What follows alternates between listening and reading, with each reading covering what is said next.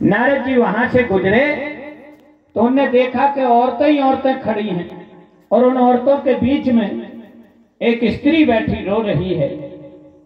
इतने जोर से रो रही है कि उसके रोना सुन करके मान लो आकाश फटा जा रहा है। ऐसे रोए वो, ढा दे के रोए एकदम। और वे स्त्रियां जो खड़ी हैं, हजारों स्त्रियां, वो से समझा रही हैं, अरे धीरज धरो, धीरज धरो, भगवान ने सबके दुख दूर करे, तुम्हारा भी दुख दूर करे, धीरज धरो, धीरज धरो। और उसको जितना समझाए वो उतना ही रोए। नारद जी ने सोचा कि हम ही देख लें क्या होगा। तो नारद जी गए वहां पास में, तो वहां देखा कि यहाँ तो स्त्रियां खड़ी हैं और पुरुष कोई है नहीं। फिर भी देख तो लौटन तो लगे, लेकिन भैया वे चलो आए हैं तो बिना देखे काय को लौटन। तो एड़ी उपटा के ऐसे देखने लगे वे। तो जो स्त्रियां थी उनने जगह दे दी, महाराज एड़ी उपटा क्या देख रहे हैं, तो लगा से देखे। और जैसे ही नारद जी सज्जनों पास में गए, उस स्त्री ने नारद जी को पहचान लिया। नारद जी भले नहीं चीन पाए कि कुआ रो रही, लेकिन उन्हें चीन लो नारद जी को। जैसे उस स्त्री ने नारद जी को पहचान लिया तो फपक फपक के और ज्यादा रो पड़ी। अपन दुख में हो और चिनार को कोनो और मिल जाए तो लगत की छाती से लपड़ के रो ले गए। वो स्त्री रो रही थी, दो बूढ़े पुरुष उसके बगल में सो रहे थे। बूढ़े कैसे, बिल्कुल जर्जर शरीर हो गया, कमजोर काया हो गई, बाल सफेद हो गए, गाल चिपक गए, मुंह में दांत नहीं, खाल गुड़िया गई, हड्डी हड्डी दिख रही है, अचेत से पड़े हैं, लगता है किसी भी क्षण इनका प्राणांत हो सकता है। वो स्त्री रो रही, कभी इसको जगाती कभी इसको जगाती। वो थे ज्ञान और वैराग्य, जो सो गए थे, जिनका बुढ़ापा आ गया और यहाँ आके सो गए, और वो ना जगे तो ये रोए। नारद जी ने सोचा कि देखने वाली भी स्त्रियां, रोने वाली भी स्त्री, और स्त्रियों के बीच में साधुओं का ज्यादा ठहरना उचित नहीं, यहां से जल्दी खिसको। तो वो नारद जी जाने लगे। नारद जी जाने लगे तो वो स्त्री रोते ही हुए चिल्लाई, महाराज भो भो साधो क्षणं तिष्ठे मम चिंतामपि नाशय दर्शनम तव लोकस्य सर्व सौभाग्यदायकम्। भो भो साधो क्षणं तिष्ठ, अरे साधु महाराज ठहरिए ठहरिए। क्यों? दर्शनम तो लोकस्य, तुम्हारे दर्शन से ही मनुष्य के तीनों ताप नष्ट हो जाते हैं। दैहिक दैविक भौतिक, ये तीनों ताप नष्ट हो जाते हैं। मन के सब संताप मिट जाते हैं, मनोरथ सिद्ध हो जाते हैं। वो साधु क्षणम तिष्ठ, एक क्षण रुकिए, एक क्षण रुकिए। नारद जी रुके। नारद जी ने पूछा, देवी तुम कौन और क्या दुख है, क्यों रो रही हो? तब उसने कहा, हे नारद जी, अहम भक्ति रीति ख्याता ममते तनयो मयो, मैं भक्ति हूं, ये मेरे बेटे ज्ञान और वैराग्य हैं। नारद जी ने इतना सुन के कान में उंगली डाल ली। अरे राम राम, भले ही कंजोग आ गो, लेकिन इतना सोई नहीं आ गो कि तुम अधर्म ही होने लगे। मताई बूढ़ी, बेटा जवान, तो दुनिया में देखे सुने चाहे जाहो, लेकिन मताई जवान और बेटा बूढ़े। तुम जवान हो 20-21 साल की और ये बेटा तुम्हारे बूढ़े, और तुम कह रही हो कि हम इनकी माँ है, जो हमारा बेटा है। ऐसा तो कलयुग में भी नहीं होगा। तब भक्ति ने कहा, महाराज मैं सत्य कह रही हूँ, झूठ नहीं, आप तो ध्यान धर के देख लो। नारद जी ने आंखें बंद करी और ध्यान धर के देखा तो समझ गए, अरे ये तो भक्ति है, ज्ञान और वैराग्य। अरे भक्ति, ज्ञान और वैराग्य की ये दुर्दशा कैसे हुई? भक्ति रोने लगी, कहने लगी, महाराज सतयुग त्रेता द्वापर में ज्ञान और वैराग्य की जय जयकार होती थी, क्योंकि हर आदमी ज्ञानी होना चाहता था, हर आदमी वैराग्य धारण करता था। लेकिन जब से ये कलयुग आया महाराज, किसी को ज्ञान से कोई मतलब नहीं, किसी को वैराग्य से कोई मतलब नहीं, और किसी को भक्ति से भी कोई मतलब नहीं था। महाराज मैं भी बूढ़ी हो गई थी, इनसे ज्यादा दुर्गति तो हमारी हो गई थी। केरल में हमारा जन्म हुआ, कर्नाटक में पली बढ़ी, और जैसे ही मैं वहां से आई तो कुछ महाराष्ट्र में भी मेरा पालन पोषण हुआ, लेकिन जैसे ही मैं गुजरात गई तो सारी दुर्गति वहीं हो गई। उस समय की बात है जे, जब भक्ति कह रही है, आज से 4000 साल पहले की बात है जे। लेकिन आज गुजरात बराबर भक्ति कहीं है ही नहीं। जब उस समय की कथा है, उस समय वास्तव में गुजरात में भक्ति थी ही नहीं। हाय पैसा, हाय पैसा, हाय पैसा, विषय भोग वासना, इसी में वहां का आदमी डूबा हुआ था। लेकिन जब से नरसिंह मेहता का जन्म हुआ, वहां जब से नरसिंह मेहता का जन्म हुआ, नरसिंह का भात आप सबने सुना होगा, और जब से नामदेव भगवान का जन्म हुआ, जब से संत ज्ञानेश्वर का जन्म हुआ, और नरसिंह मेहता ने ऐसी भक्ति की अलख जगाई, ऐसी भक्ति की अलख, संत ज्ञानेश्वर। अरे साहब, मनुष्य की तो गति क्या,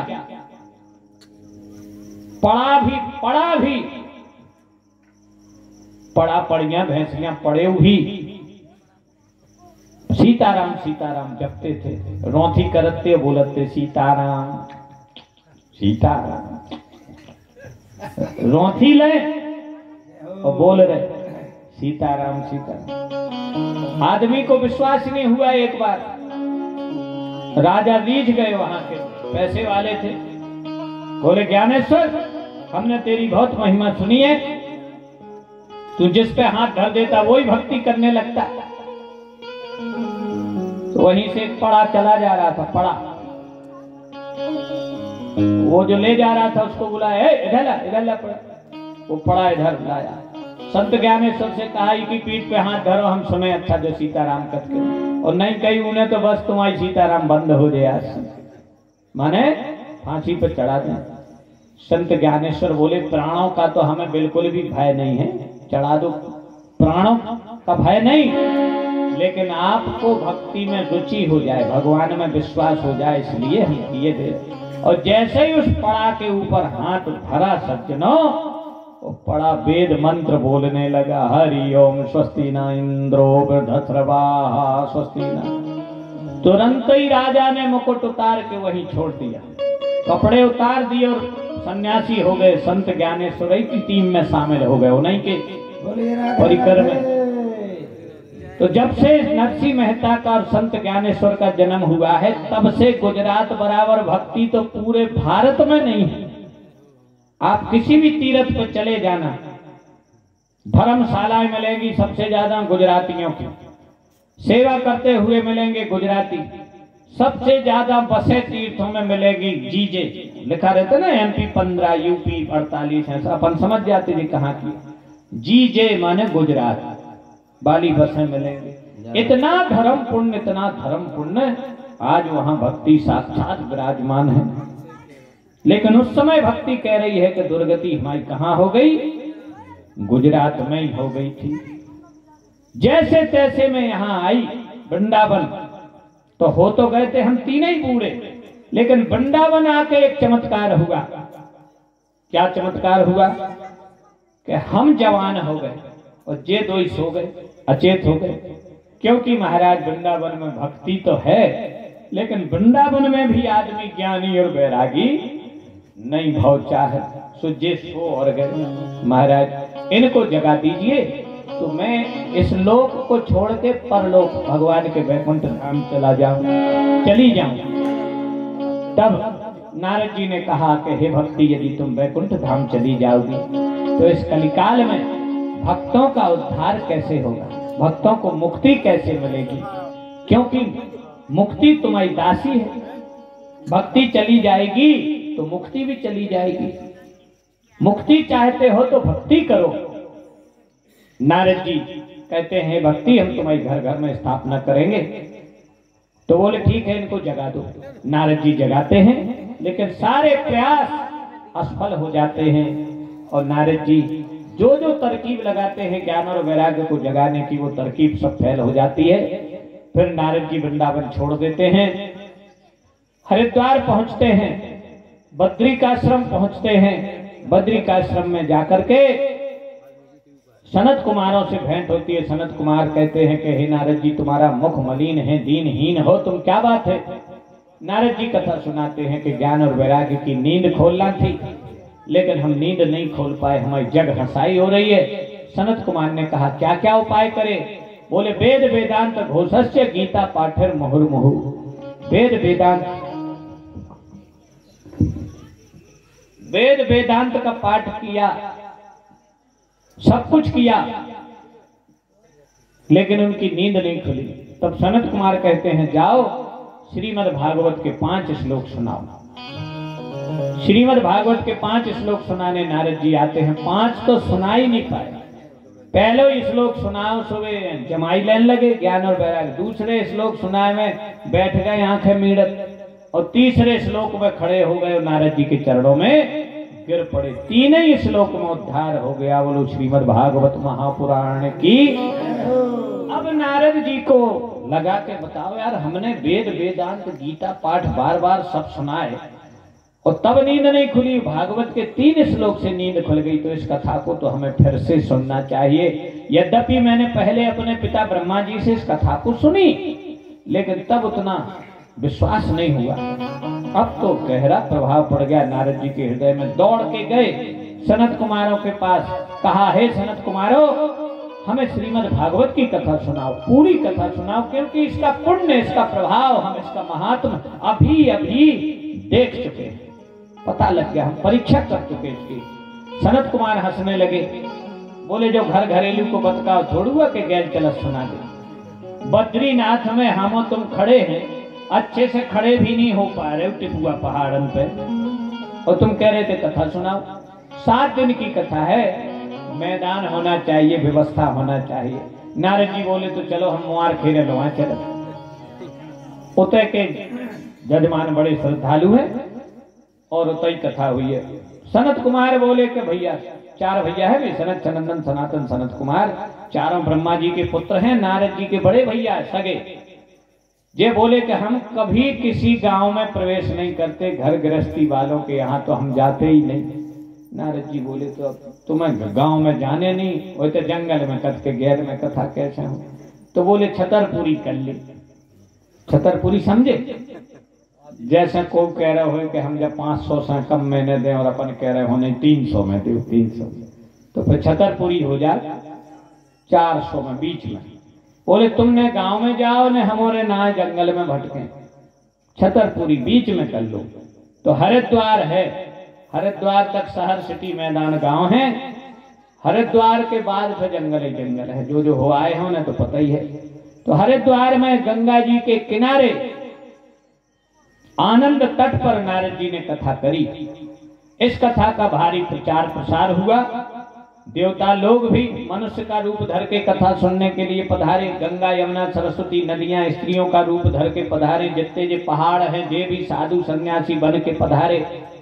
और घर गृहस्थी वाले हम और तुम यदि उस समय हते तो अपन भी वहां पहुंच गए। इतनी भीड़ वहां, लेकिन इतनी शांति कि अठन्नी भी गिरे तो टन की आवाज आ जाए, इतनी शांति से सब कथा सुन रहे हैं। बीच बीच में जब जय बुलाते हैं तो सब लोग जोर जोर से जय बोलने लगते हैं। बोलो श्रीमद् भागवत महापुराण की। और जब अध्याय पूरा हो जाता है तो सनत कुमार जी कीर्तन कराते हैं। तो उस कीर्तन में सब लोग, कोई शंख बजाने लगता, कोई झांझ मृदंग बजाने लगता, और सब तन्मय होकर के गाने लगते हैं। स्त्रियों को बैठने की अलग व्यवस्था, पुरुषों को बैठने की अलग व्यवस्था, साधु सन्यासियों को बैठने की अलग व्यवस्था, विरक्त महात्माओं को बैठने की अलग व्यवस्था, ऐसे सब विधिवत इतनी बढ़िया व्यवस्था वहां बनाई हुई है। कथा चल रही है, वहीं भक्ति आ गई, भक्ति भी आ गई वहीं, और ज्ञान और वैराग्य भी आ गए। और नारद जी की श्राप दूर भग गई, दूर। नारद जी को तो श्राप होती कि 15 मिनट से ज्यादा नहीं सुन पाओगे, ठहर नहीं पाओगे कहीं। लेकिन जैसे ही भागवत की कथा में इनको मन लगो, फिर इन्हें खबर रही कि 15 मिनट हो गए कि 16 मिनट हो गए, ने उस श्राप की हिम्मत पड़ी कि हम कथा पंडाल में पहुंच जाएं।